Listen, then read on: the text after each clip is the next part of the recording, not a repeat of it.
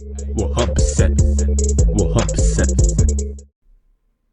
Yo, what's up everyone, it's V-Sips here. Welcome to the channel. We are here for a brand new video. It's a follow to my most recent video I uploaded here on the main channel. I beat 44 games in 2024. This new video, I beat 25 games in 2025 so far. Now before we get into it, please hit that like button as well as the subscribe button and the notification bell to never miss a single upload, gameplay live stream, or more music here on the main V-Sips channel.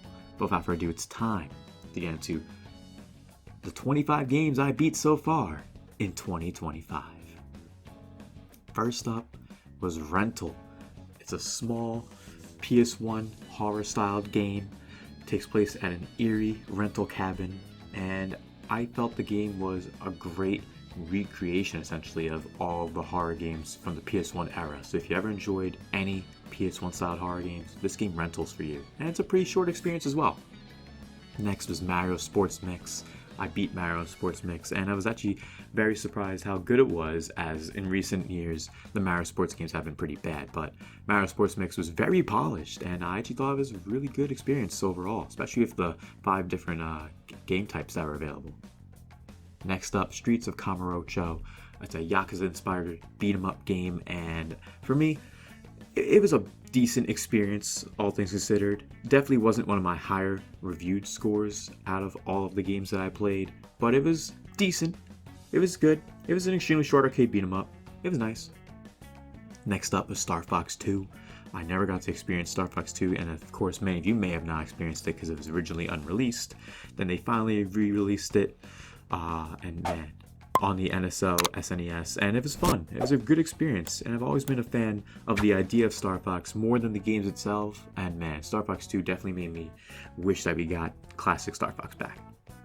The next game I beat was Smackdown vs. Raw 2007, and I've beaten Smackdown vs. Raw 2007 plenty of times, but this time is different. I had the 2K24 Modern Wrestler expansion modded, so essentially we had Roman Reigns, Drew McIntyre, CM Punk, and many more of the modern day wrestlers, Cody Rhodes, Gunther, all in this roster. Unfortunately, there was no women's roster added in, so no Bianca Belair, no Rhea Ripley, no Liv Morgan, but it had all of the new modern wrestlers, and it was still just as fun as the classic SmackDown vs. Raw 2007. Next up, Sons of the Forest. For those who know, who've been following me for a while, I loved the original game, The Forest. But I never knew the sequel, Sons of the Forest, actually came out already. I had no idea, and I finally got the chance to play it, and it was actually really fun. The best way I can describe it: engrossing, aggravating, rewarding. Next up, Space Marine 2. Oh man, I never played a Space Marine, I never played a Warhammer game. I got into Space Marine 2, and bro, it's one of the most stylish and gory games I ever played. It's basically what Gears would be in 2025 and onward. You gotta play Space Marine 2. It was one of the best looking games I played on my PC also. Next up, Xenoblade Chronicles Future Redeemed. Xenoblade Chronicles Future Redeemed. Oh man, it was definitely so far one of the best games that I played. One of the highest scores out of the games that I'm talking about in today's video.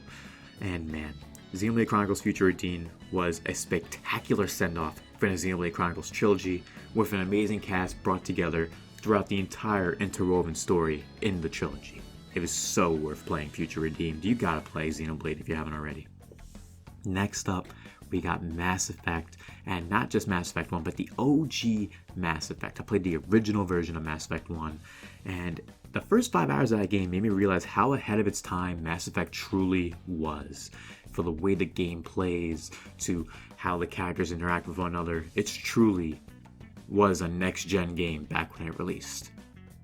The next game I beat in 2025 so far was Time Crisis 4. Now, I've always enjoyed the classic shooting games where you'd be at an arcade and you'd play the classics, but Time Crisis 4 is a pretty good experience. It's basically the arcade version of Time Crisis, and it also has a new single player mode too that makes it a little more expanded upon when it comes to the story. Next up, Dragon Quest Treasures. Dragon Quest Treasures was a game that I was thankfully allowed to experience thanks to Square Enix for allowing me to play the game and to showcase and review the game and such. I streamed it, and Dragon Quest Treasures is probably one of the best modern era collectathons that's also an action RPG. If that interests you, I recommend giving Dragon Quest Treasures a try.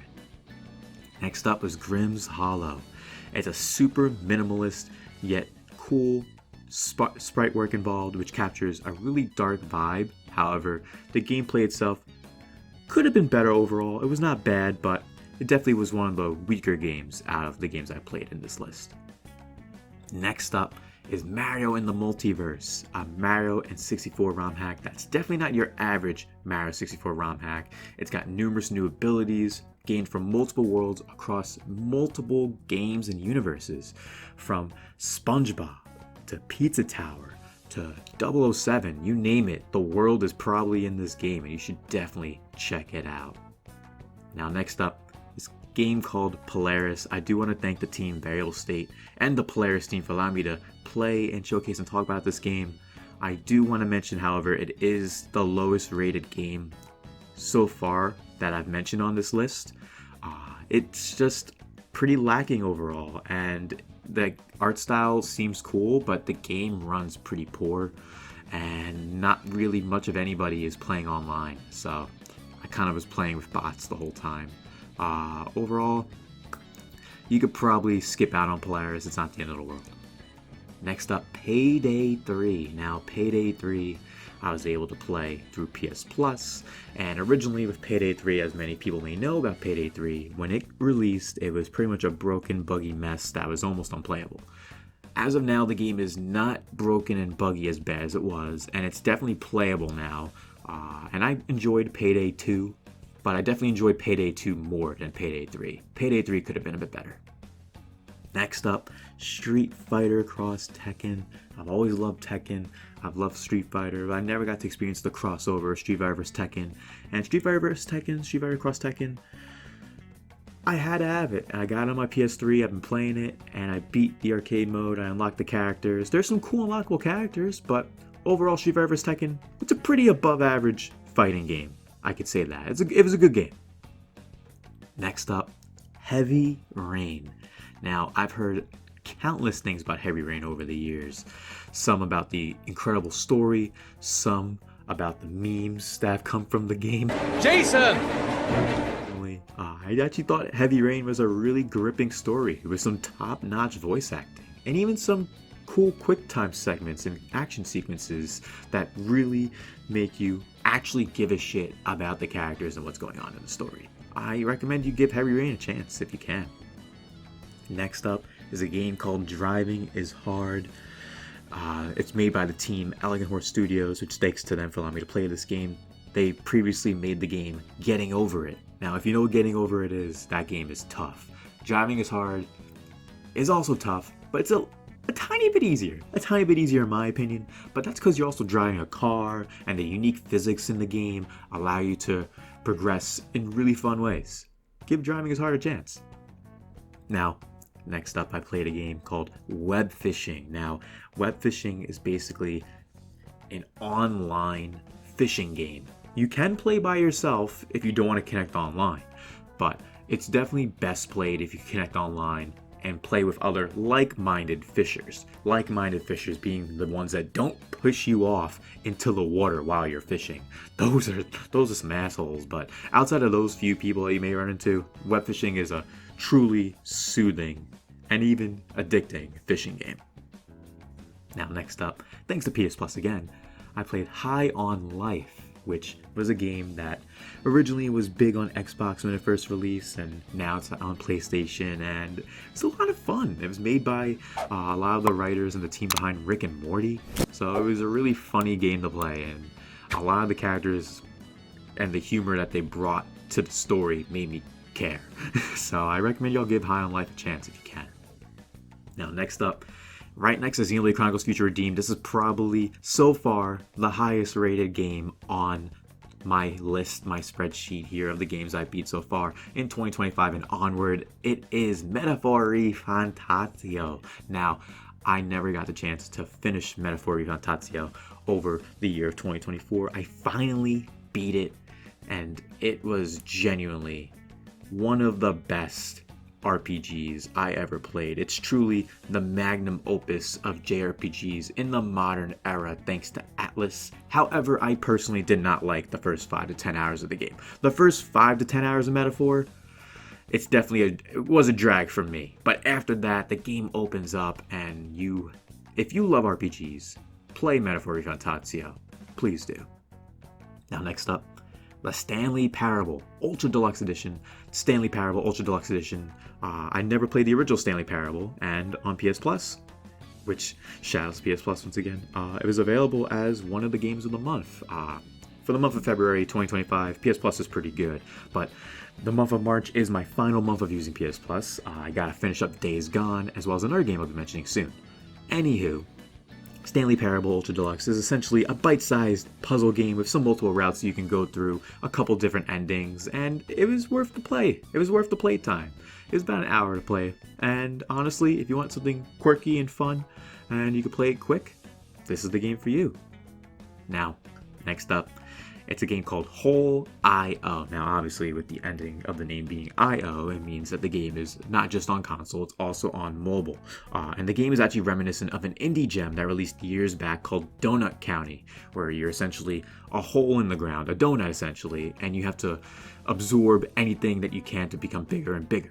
Whole I.O. actually has what I believed originally was an online aspect to it, where it looked like I was playing multiplayer for other people. Unfortunately, it was not multiplayer for other people, and this is a game where I wish that was the case, because if that was the case, I'd probably play Whole I.O. even more. I played it enough to unlock pretty much all the worlds that were available, and it was fun while it lasted.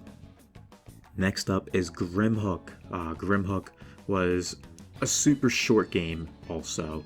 It actually was a passion project by a small team made for a contest, but for me, it was fun, but it left a lot to be desired because it's so short, and I felt like the gameplay could have kept expanding more and more, but unfortunately it just never did. But Grimhook, though, it's less than an hour to play, so give it a chance if it sounds interesting to you.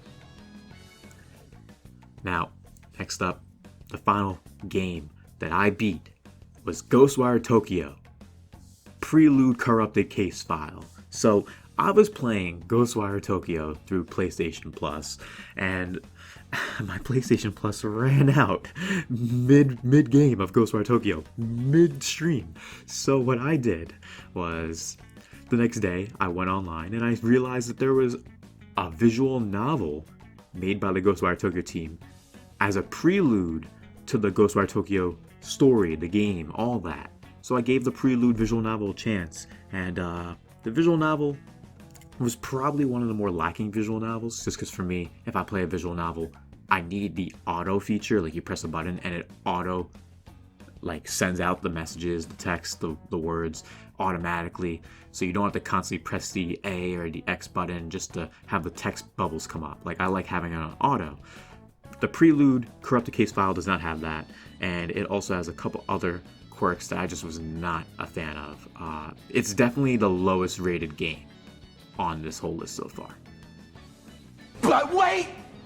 There's more! I actually, right before recording this, did beat the regular Ghostwire Tokyo, because I decided to buy PS Plus for one more month, so I could beat Ghostwire Tokyo and have it done, because I was pretty much at the end of the game. And man, Ghostwire Tokyo was a game that I was super excited about when it released, but I didn't show up for day one.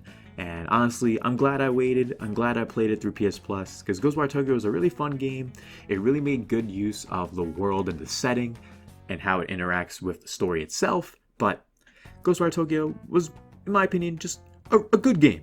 A pretty good game. It was not amazing. It was not bad. It was just pretty good. But overall, that's actually 26 games, not 25. But that about wraps up how I beat and what I beat for the 25 games so far in 2025. Thank you all so much for watching. If you made it this far in my video of how I beat 25 games in 2025 so far, please hit the like button, subscribe to the channel, hit the notification bell, and every single upload or live stream here on the main P-Sips channel, as well as hitting the join button to join as a member to gain exclusive perks, emotes, and exclusive access to our Discord, as well as more for being a member on our channel here in the 100% Click. thank you all so much for watching. I really appreciate it if you made it this far into the video. These are all my thoughts so far for the games that I've beat in 2025, and I plan to make at least a couple more videos in this series, so you guys can expect maybe 2 or 3 months from now another episode in this series, going over the next batch of games I beat within my 2025 spreadsheet and onward for games I gotta go through. Thank you all so much for watching. This has been V-Sips, and I hope you all have yourselves a damn good one, everyone. Peace. V-Sips on the beat. You know we got it in the bag, sips and bricks too. You see us coming in the jag, you know we keep it 100 proof. No, we gotta keep it 100 real true. Ay, 100%, 100%, 100%, 100%, 100%, 100%, 100%. I always grind, 100%. I always grind, 100%, 100%, 100%. I always grind, 100%. Bricks going back anytime on the track. We never slack, we always on attack. We got the pack in the back of the lack. Beyond the jag, all black, no Kodak. Putting cardiac, my rhymes on my neck. It sips brick season, this how we react. Days long nights, use insomniac. Count each block in each rack that we both stack. Ay, 100%, 100%, 100%, 100%, 100%, 100%, 100%, 100%. I always grind, 100%. I always grind, 100%, 100%, 100%. I always grind, 100%.